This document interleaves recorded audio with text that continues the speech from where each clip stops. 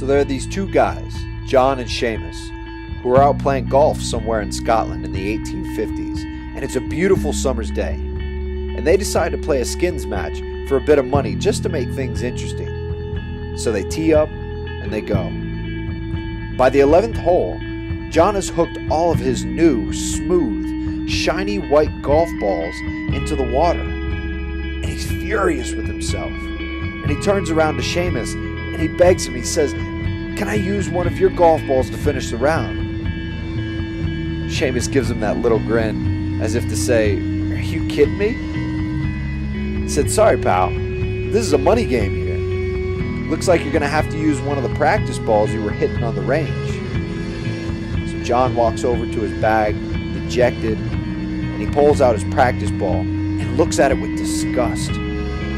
It's battered and bruised and dented and cut, and it's covered in grass and in dirt. He thinks there's no hope. So Seamus walks up, tees up his smooth new golf ball, and he smiles and drives it out in the fairway about 180 yards.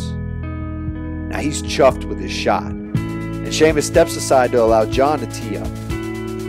He drags himself up there, he bends over, and places that dented and bruised ball on the white tee. And Seamus is just laughing hysterically in the background.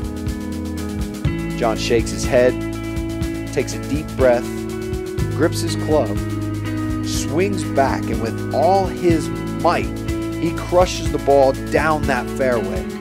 Now both John and Seamus usually hit the ball the same distance, but this time, John's ball goes 260 yards, and neither fella can believe it. And for the rest of the round, John proceeded to outdrive Seamus every single hole. And what they came to realize is that the golf balls that are clean, smooth, and never used don't go nearly as far as the ones that are beaten and battered and dinged and seasoned. And the very same thing goes for you and me. The people who have had their fair share of ups and downs in sport and in life and have chosen to use them for good are the very people who are succeeding and reaching their potential. Now, I can't tell you why you've had to go through hardships in your life. I can't tell you why a loved one passed away, or why you continue to get injured, or why coaches have benched you, or why you keep falling short of your target. Only God knows that. But I can tell you that if you choose to use those experiences to grow as a person and a player, and if you continue to persist in chasing your dreams in spite of the obstacles and the less than ideal situations, you are very likely to be one of the successful ones in life. But too many of us take on a woe is me attitude, and we settle when faced with opposition and difficulties and setbacks. We start pointing fingers and blaming our miserable state on coaches, other players, bad luck, or an unfair God.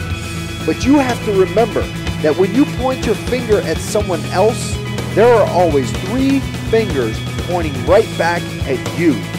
And really it comes down to whether or not you are going to choose to have a great attitude regardless of your circumstances. Because in everything you do, you have a choice.